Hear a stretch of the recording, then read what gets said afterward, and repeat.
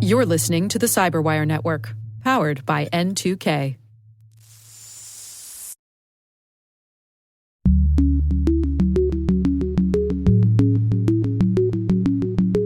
In 2006, Zuckerberg asked the world to start using our real names on the internet. Prior to that, it never happened. And the world kind of ran breakneck speed towards that.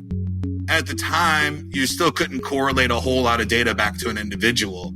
Still wasn't a significant issue until January of this year when ChatGPT comes out and all of these tools that now can correlate massive amounts of data extremely quickly.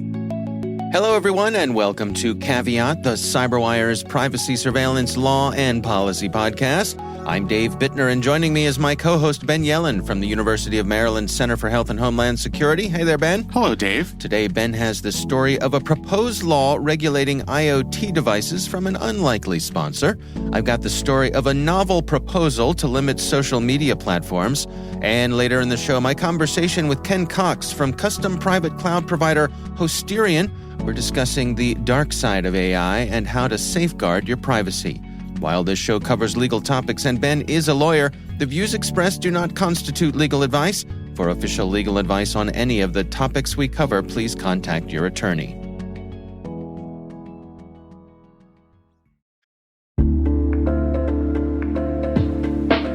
And now, a word from our sponsor, SpyCloud, the cybercrime analytics leader.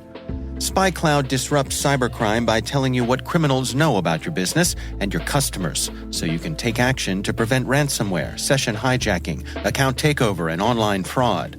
SpyCloud constantly recaptures and analyzes new data from the criminal underground, including credentials, session cookies, and PII siphoned from malware-infected devices. With knowledge of the specific exposed data criminals have in hand from InfoStealer malware on managed and unmanaged devices, security teams can respond with a more efficient and effective process called post-infection remediation that fits seamlessly into existing incident response frameworks. Get SpyCloud's post-infection remediation guide outlining the 7 steps for preventing a malware infection from becoming a full-blown ransomware incident. Visit spycloud.com/cyberwire. That's spycloud.com/cyberwire. And we thank SpyCloud for sponsoring our show.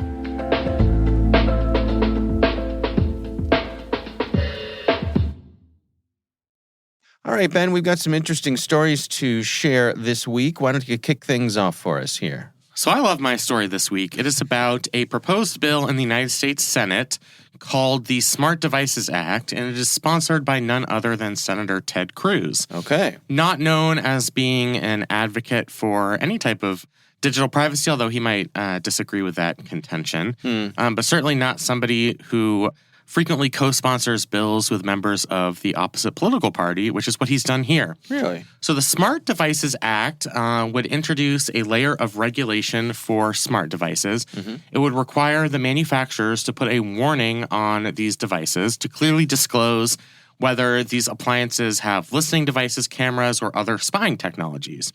The bill would not apply to cell phones, laptops, or other devices that a consumer would, quote, reasonably expect to include a camera or microphone, but it's for things like your air fryer, which you might not expect is spying on you. But we've had all of these incidents where smart devices have listening capabilities or cameras that end up really confusing consumers. Sometimes they could be used in law enforcement investigations. And so Senator Ted Cruz has proposed a bill. He is the ranking Republican on the Senate Commerce Committee, and he has proposed this with the chair of that committee, a Democrat, Maria Cantwell of Washington. And the bill is also co-sponsored by liberal Georgia Senator Raphael Warnock, so it is quite a coalition. Unlikely bedfellows. Extremely unlikely bedfellows. Okay. They brought this bill to the Senate Commerce Committee, and it was approved via voice vote, so there was no opposition. You think that this is kind of a common sense piece of legislation.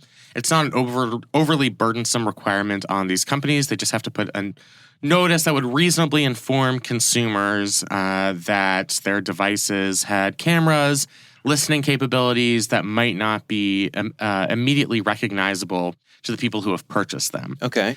So where this gets interesting is Senator Ted Cruz went to the Senate floor to extol the virtues of this bill. He talked about what's happened in Texas, the state that he represents, where energy companies, because they've had access to people's smart thermostat devices, are controlling the thermostat from centralized locations against the knowledge and perhaps the wishes of Ted Cruz's constituents in Texas. Basically, and my energy company does this here in Maryland, preventing me from turning my thermostat down to a particular temperature when the system is strained. So there'll be a cap at 76 degrees for air conditioning as opposed to how I prefer it, which is, icebox level. 65. Yeah, exactly. Well, and also I'm signed up for that program as well, but in exchange for that, you get some kind of a discount or something too. Yeah, I enjoy the discount. I mean, it makes my energy bill go from extremely expensive to just very expensive. But yeah, I'll take it. Sure. Part of it does bother me that I can't control my own, just the concept of it that I can't control my own energy consumption. Yeah. And I think for somebody like Ted Cruz, who has made a career out of the government being too involved in people's business, I think it's appropriate for him to be concerned that some large entity is stepping in for the place of individual decision-making. Yeah. And in this case, it's being state-regulated energy companies. And regardless of what you think about Ted Cruz, and I would say personally, not a fan. Yeah. But I think you have to acknowledge when it comes to, speaking on the floor of the Senate, he's a skilled orator. Oh, yeah. The guy went to Princeton, Harvard Law School, I believe. Very smart guy, was the Texas Solicitor General. So, he certainly knows how to make arguments. Yeah. So what the really interesting thing that happened here, and I will admit that I only discovered this by going down the YouTube algorithm rabbit hole, is that Ted Cruz brought this to the Senate floor, gave a speech extolling the virtues of this legislation, then asked for unanimous consent that the bill be read, considered, and passed, and sent over to the House of Representatives. And the unanimous consent request was objected to by none other than Senator Rand Paul of Kentucky. So Rand Paul's contention is that this bill would actually take power away from the consumer, that the consumer should decide which products to purchase based on the type of notification that the consumer gets. So if they buy an air fryer that isn't upfront about the services that they're using, whether it has a camera or listening technology, then consumers and consumer groups through the free market can demand products that are more protective of individual privacy. Okay. And Rand Paul and Ted Cruz, two senators who usually align on everything, got into a real argument, a real you-know-what match on the Senate floor about this legislation. Paul was basically saying that this is introducing a new unnecessary layer of government regulation, that it was going to end up driving costs up on consumers. Ted Cruz responded by saying, that's absurd. This is a de minimis regulation. We're not preventing these companies from having cameras or listening devices or related technology on their devices. We are just having an option or having a requirement that consumers be adequately informed of these features. And this fight went on for quite some time. In our show notes, we'll post a 10-minute YouTube video of the two of them sparring, which for nerds like myself is quite a 10-minute display of entertainment. Well, what did you make of their respective arguments? I certainly found myself far more sympathetic to Senator Cruz. I do think this is a de minimis regulation, and simple transparency and giving the consumers the knowledge that the product they're purchasing has the ability to, for lack of a better word, spy on them in their own home, I think is very reasonable. Yeah. I don't think it's going to be much of an added cost for these companies to add that type of warning. Many of them already do, in one way or another, include that on various disclosures. I think, at least for my taste, the libertarian position on this, which is, let the market regulate itself. And if consumers really desire this level of transparency and privacy protections, they will purchase devices from manufacturers who include these protections, I think is a little naive. Right. How could they make that decision if they're simply ignorant of the state of things. Exactly. I don't think they can. So I was in the very rare position of just nodding my head to Ted Cruz when he was making a speech on the Senate floor, which it felt very weird to me. Then there's the extra matter, and I know this is really getting in the weeds here, of Senate procedure. So Ted Cruz made the point that if this actually went up for a vote, it would probably be 99-1, with Rand Paul being the only senator in opposition. That might be a slight exaggeration. I could probably nitpick. Maybe you get up to 5 senators in opposition. But I think the general point stands that this passed the Senate Commerce Committee unanimously.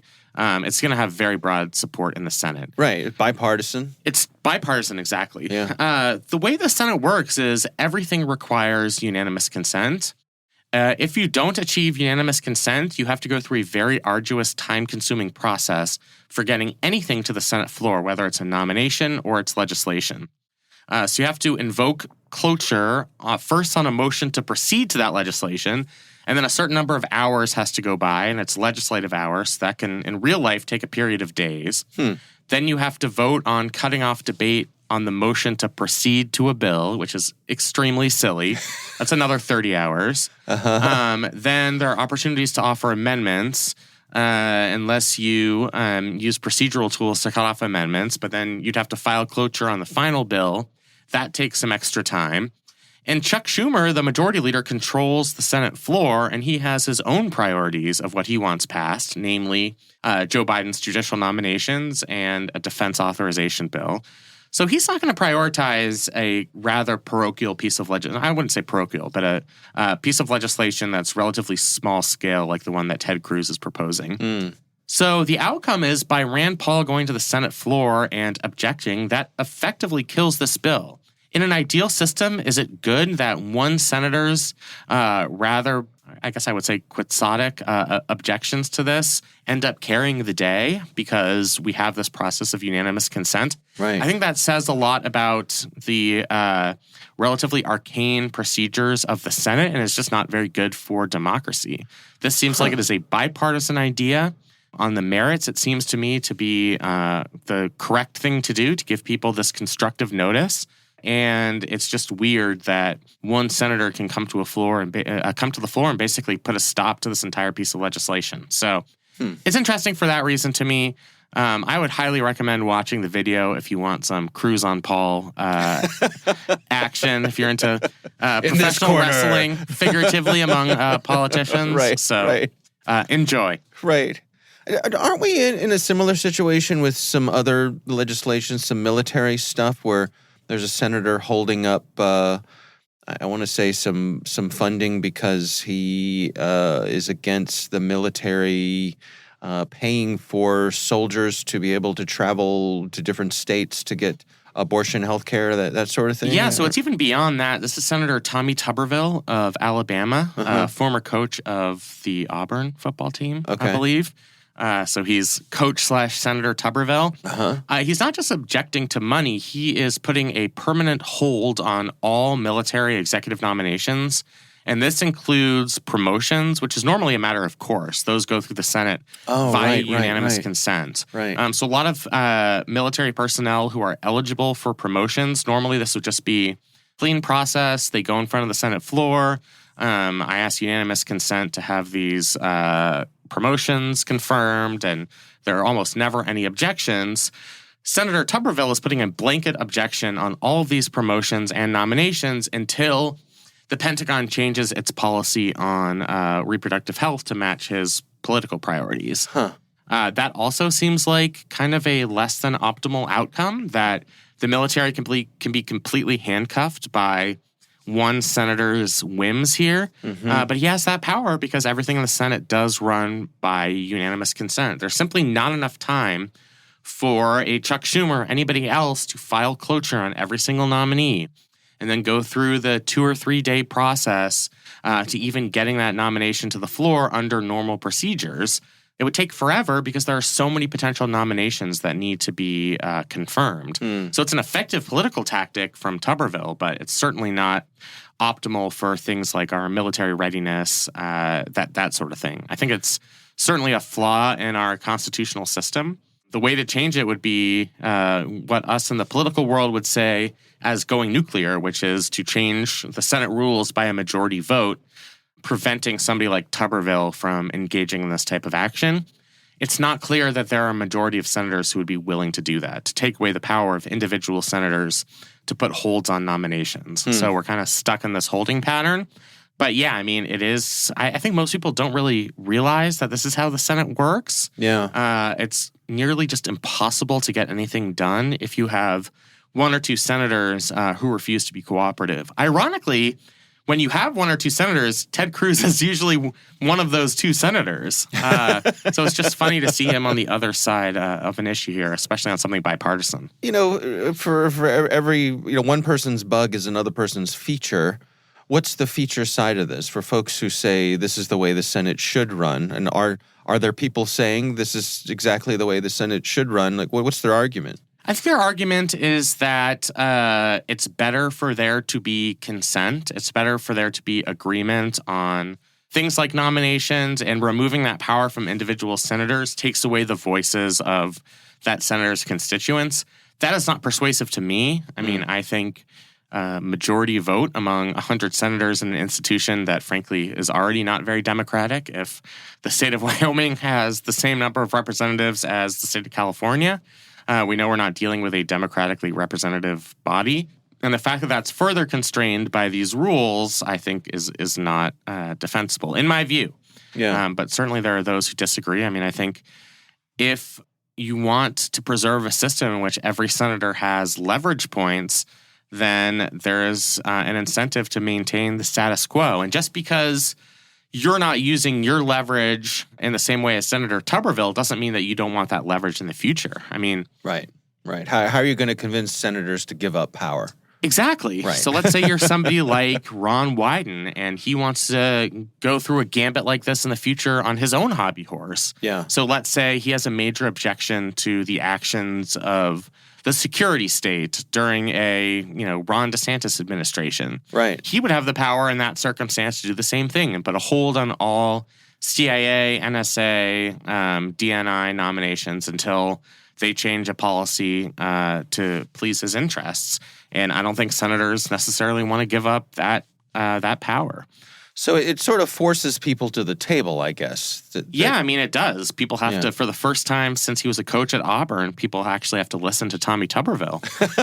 Oh, Ben. You have to reckon, and I will not comment on his coaching record either. But yeah, I mean, he has a seat at the table now. And you have senators on both sides of the aisle and the administration bargaining with him. Just, what do you want? What can we do to get you to drop this hold? And he's certainly enjoying his own power. And yeah, I think, he's dug in. Yep, that's the nature of the system that we've created. All right. Well, we'll have a link in the show notes to both the story and the YouTube clip of the rumble on the Senate floor. As we're calling it on this podcast. Yep. Right. Well, my story this week comes from the folks over at Lawfare. This is actually an article written by Ayelet Gordon-Tapiero and Yotam Kaplan. And it's titled Unjust Enrichment by Algorithm. This is, I guess it's fair to say, a novel approach to trying to put some restrictions on some of the big social media platforms here. And they're using, what they're suggesting is to use the legal principle of unjust enrichment to come at these platforms. And they say in the article here, the concept of unjust enrichment revolves around the idea of unjust or wrongful gains and rests on the fundamental idea that misconduct must not be profitable. Before we dig into some of the details here, Ben, can you unpack this a little bit here? What are we talking about with unjust enrichment, and what makes it so novel in this case? So this is really fascinating as an issue. It was originally proposed in a George Washington Law Review that's coming out next year. Unjust enrichment is a common law concept that people who engage in activities that are detrimental to others should not be able to reap the rewards of those transactions. We see it in torts and in contracts. It is something that courts have recognized as a way to prevent people who have wronged others from getting rich off those alleged wrongs. Can you give me an example? So it would be something like a company drilling for oil adjacent to somebody else's private property, and the oil spills onto that property and causes some type of noxious odor or damage. The plaintiffs in that case might have a way of collecting some of the ill-begotten gains by that company by saying that they were unjustly enriched, that they were rewarded for their misconduct or malfeasance. The idea being that we don't want our legal system to reward misconduct. Misconduct should not be profitable. We've seen that in all different types of contexts. I remember it from just my intro torts and contracts classes. So it is something that is a real concept in the legal system. Yeah. What's novel here is how it would apply to a framework dealing with algorithms and artificial intelligence. You would have to come up with some type of justiciable standard that shows that a company like Meta or whomever was actually engaging in misconduct. And what these companies would say is, A, they're not responsible for what's posted on their platforms. I think that's backed up by Section 230. Yeah. And B, it's just really hard to define exactly what misconduct is in this context. I think the authors of this piece want it to be things like misinformation, fake news. But I don't know if you've been paying attention to the news for the past several years, but that in and of itself is very controversial. Who gets to make the decision about whether the news is fake or whether something is misinformation? And how do you prove that the conduct of these companies has actually caused the alleged wrongs? I mean, you can certainly make circumstantial arguments saying that the algorithms on Facebook and the fact that it led people to extremist content led to something like January 6th, but that would just be very hard to prove as the proximate cause. So to me, it just seems like a little bit of a stretch that a couple of law professors maybe got a little too high on their own supply in their offices and were trying to apply this interesting legal theory in an area where it'd just be very difficult to adjudicate, in my view. Well, they go through three main categories they lay out here. The first category is discriminatory presentation of job, housing, and credit ads. The second category is when personalization allows platforms to manipulate vulnerable groups.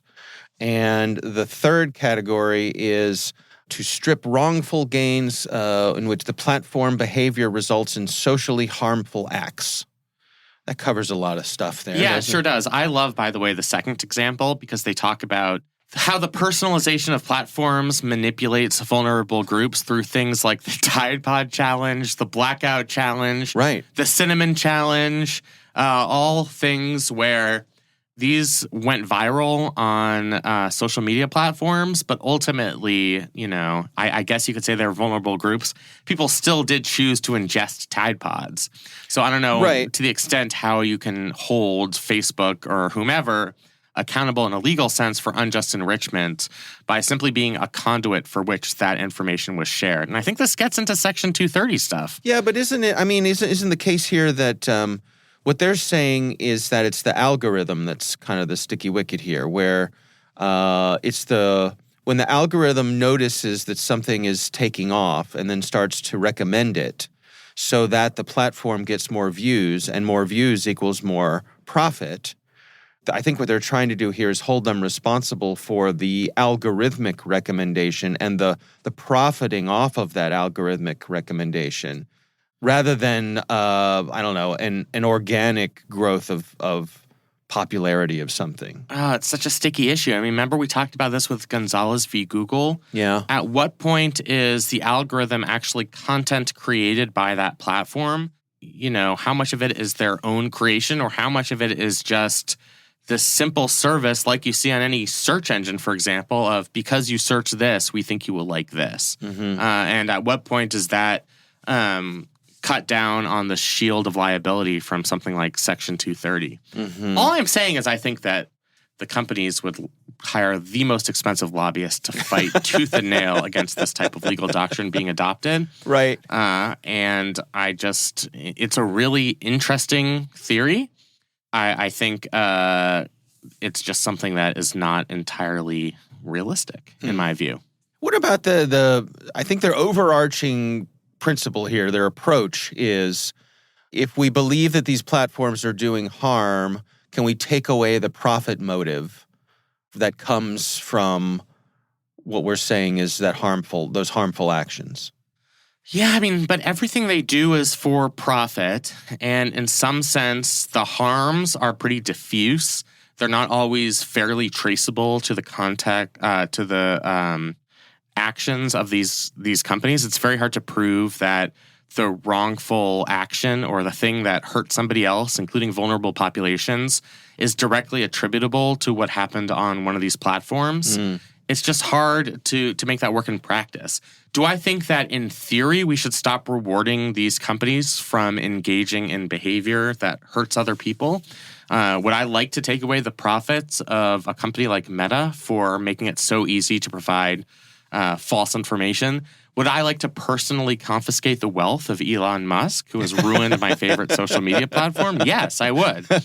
I would like to seize all of his assets for myself and buy a nice yacht. Right. I just don't think from a legal standpoint it's something that's going to be easy to deal with in practice.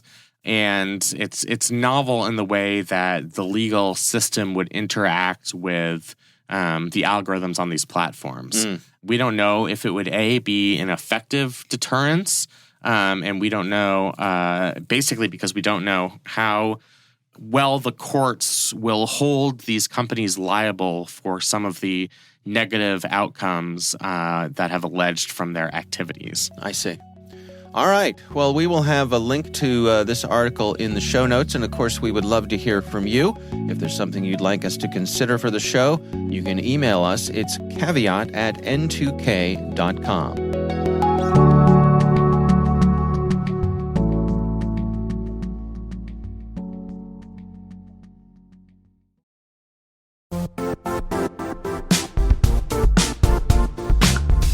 Now, a word from our sponsor, the Johns Hopkins University Information Security Institute, currently seeking qualified applicants for its innovative Master of Science in Security Informatics degree program.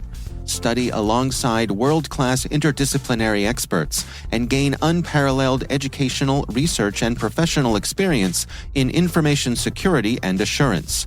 Interested U.S. citizens should consider the National Science Foundation's CyberCore Scholarship for Service program, which covers tuition and a $6,000 annual professional development allowance, as well as providing a $37,000 additional annual stipend. Apply for the scholarship and the fall semester by March 1st. Learn more at cs.jhu.edu/MSSI.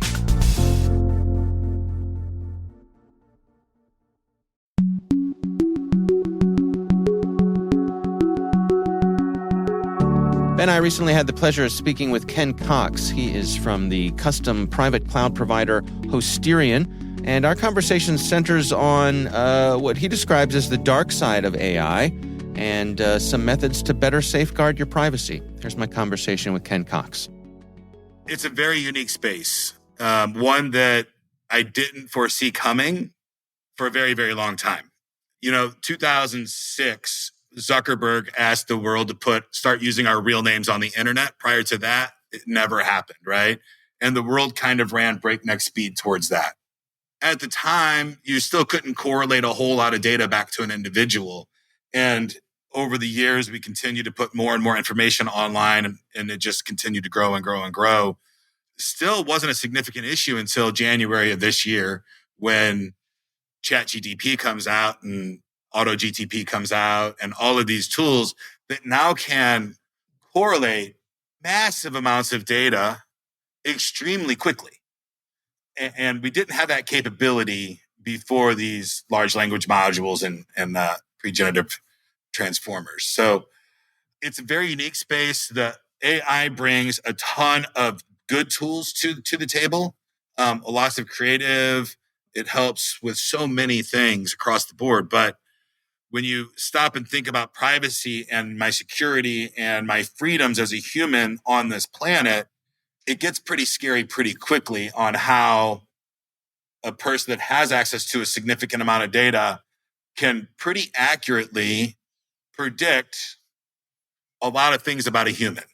Can you give us some specific examples of some of the use cases here that concern you? I think very simple one would be and we know that our data is in the wrong hands. So if I have a whole bunch of information on a human, their name, their birth date, all of that, their kids' names, their kids' birthdays, their husband's birthday, their ex-husband, their credit card numbers, all of these things, I could predictively take some human behavior programming into an AI and be much more accurately at predicting their passwords. So you can envision going to a tool like ChatGPT and say, give me the 10 most likely passwords for Dave Bittner or Ken Cox. Auto GTP is the bigger risk. How so? It doesn't rely on ChatGPT, and it's open, and I can put it on any computer on the planet, and it doesn't have any third-party regulations, and it's completely open source.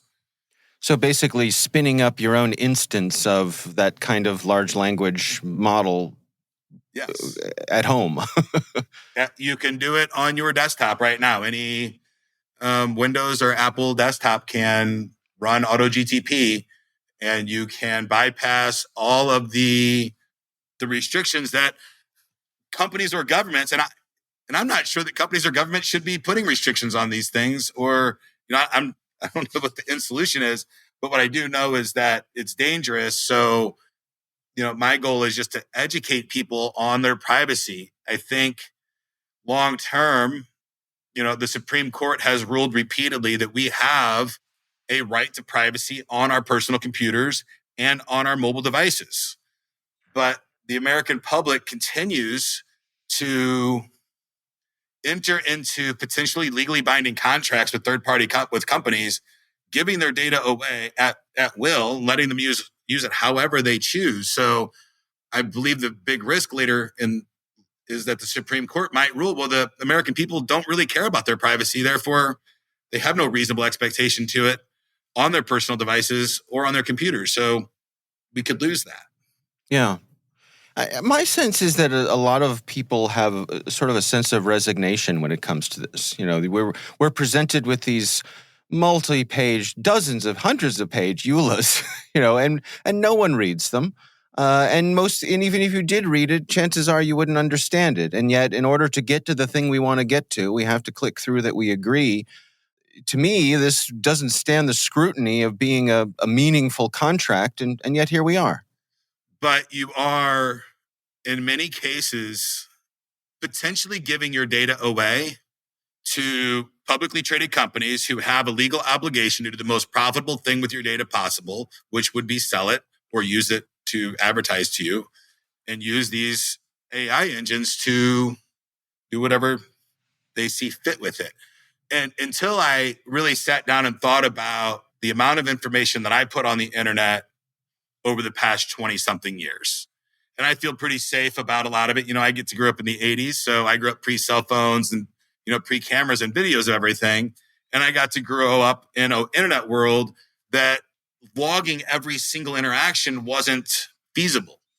But today it is. The hard drive space is there. And then for a good 15 years, we got to live in a world where the processing power wasn't capable enough to do anything significantly dangerous with that amount of data. But now we're in a world where that technology is there. So how do we deal with that? Yeah. What do you propose? What are some of the options we have available to us? So one thing that we've created to help this problem, and, again, I'll date myself. I'm a kid from the 80s, and knowing is half the battle. So we created something called PPGS, which is a privacy policy grading system. You can find it at ppgs.global. We wrote a rubric system, so a grading level A through F for a privacy policy. We allow a 13-year-old child to go to a website and give their privacy away, and we expect them to be able to read a legal document and understand the possible ramifications of giving a corporate company personal private information about themselves and let that company store it for an indefinite amount of time and use it to their best interest. When you think about how this looks for a 13-year-old over 20 years, that's a pretty scary thought. So we wanted to create a rubric system that a 13-year-old understood, an A through an F system, right? So we do risk assessments all the time, and we have to do risk assessment probability versus the catastrophic risk potential. So we're allowing these people anybody to sign these contracts, and we're not properly advising them of their risks. And I think that that's wrong. I don't think you should have to have a legal degree to send an email. What about what some of the other parts of the world are doing? Things like GDPR. Do we need a version of that here? My thought is I'm a huge fan of capitalism. I don't know how it works with the amount of AI and robotics that we're going to see over the next 10 or 15 years. I think that the market should fix this problem before the government has to step in. I think the market, tools like PPGS and other providers can start taking accountability for how they handle data before a government steps in and makes those decisions. I trust the market more than I trust the government to do that. Is it fair to say, though, in this case, it seems to me we have ample evidence that perhaps the market is not self-correcting, at least not up to this point? I agree with you, unfortunately. and that's why we're doing our part to make that attempt. I think that for us to grade the process a million privacy policies, that wasn't possible for us prior to this AI movement, right? Before GPT was really at 3.5, did we have the capability to write robots that went out and searched for privacy policies and publicly facing documents that people are signing and giving away their data rights to, get that and process it, read it, and then display a result. Things that we do a rubric, so we give a letter grade, and then we also give a basic synopsis of the privacy policy written at a 9th grade level, just one paragraph that gives the risk. If you share your data with this company, then you could they could potentially publish your data forever. What are your recommendations for individuals then, for folks who are concerned about protecting their privacy? Any words of wisdom? Do some research. If the service is free, you're the customer or you're the product, right? So if you're using an absolutely free service, understand what you're doing, right? Take some time to educate yourself on, how companies might use your data. And I'm not saying don't use these services. I'm just saying be careful of the information you share on them, specifically for our youth. I'm terrified of, decisions that a 15-year-old person would make in their life online and how that could be brought back against them later in life. It's just a terrifying thing. And now we have the storage capabilities and the processing power to do that. Yeah, I mean, it really is a different world. It sounds like you and I are around the same age. Like you, I grew up in the 80s, and I think I'm thankful every day that there wasn't the type of recording that there is today with the things that we did and the things we got away with or the things we thought we got away with that we probably didn't get away with much. But there are those who say that, with each generation, these sorts of changes happen and this upcoming generation will adapt. I guess one of my concerns is that it seems like, from a regulatory, from a legislative point of view, that's all reactive. And so these folks who are coming up today, these kids coming up today, a group of them are going to have to suffer the consequences before things are put in place to protect them. I think that we are in a knee-jerk moment right now. I believe that if you've been in IT for a period of time, you kind of understood how long large queries took and how challenging it was to use caching engines to display large amounts of data. And even, we work with some global 500 companies and they use like Apache Spark to process large amounts of data. Until GPT came out, it was wildly expensive to do a fraction of what you can do today. So I think it caught a lot of people off guard. Unfortunately, I think a lot of VC money ran to AI projects right away. And I believe that we can utilize AI to fix a lot of the problems with Internet 2.0. I don't think Internet 2.0 is going to go away for a very long time. Services like email and websites are going to be around forever. They might be implemented in a Web 3.0 interface, but those services are going to exist for a long time. And I would like to see companies using the AI capabilities to help harden and make those Internet 2.0 services even better. Are there any things that parents can be doing to help protect their kids? They need to learn, set healthy boundaries, educate themselves as much as possible. This is not a situation that's going to go away.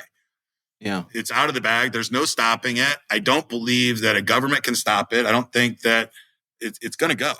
It's too powerful not to. And it's open source. So it's already forked. It's already all over the planet. Yeah, my wife and I were joking recently about how when our kids were coming up, we would say that, and when it came to locking down certain things on the internet, trying to keep their eyes off of things, like between the two of us, we might be able to outsmart them, but there's no way we're going to outsmart them and all of their friends combined. And that was before we had these kinds of readily accessible tools. Yes, and the tool, I think they're going to give us so much greatness. But the negative is I understand what nefarious people do on the internet, right? I've been on the internet for a very long time as a hosting provider and with startups. So it's not a fair place to live. Where do you suppose we're headed here? And any thoughts on how things might shake out? I mean, short term, we're going to see, we've already seen a huge reduction in staff, right? Programming jobs are gone for the most part. I think the jack of all trades position is going to be a wildly valued position. Somebody that can use AI to orchestrate multiple different facets of technology. Someone that can use it to harden an operating system, write pieces of software, and integrate it into text, images, and paint that whole picture. So I think the producing products using AI or AI orchestrators is going to be a very valued position moving forward. Long term, I believe we're going to end up with utopia or dystopia, and I hope it's utopia, but I think it's going to be a bumpy ride. Yeah. So folks say we're hoping for Star Trek, but we might end up with Blade Runner. The fact that it is open source means that both sides get to fight for what they believe is right. And if you have the desire, I think that you can, get your own instance of AutoGTP up, or even if you want to create your own OpenAI stack, that would be more cumbersome to do. But you could, and build your own stack and do whatever you wanted with it and teach it however you want.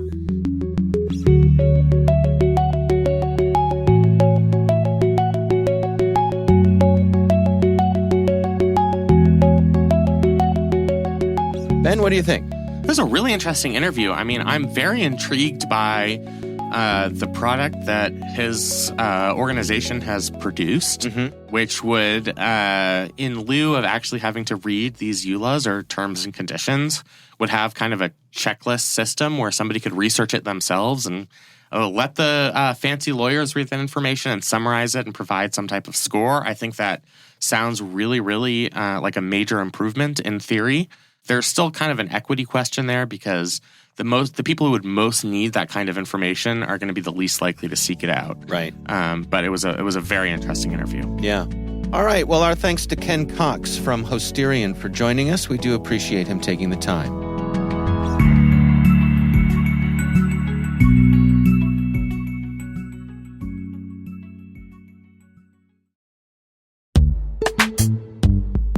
This episode is brought to you by Palo Alto Networks, the leader in cybersecurity. As AI-driven attacks increase, organizations can't afford to have network security that's stuck in the past. Discover how Palo Alto Networks can help you predict what's coming and proactively secure against it with a zero-trust, AI-powered network security platform built to secure whatever, whenever, wherever. To learn more, visit paloaltonetworks.com/network security platform.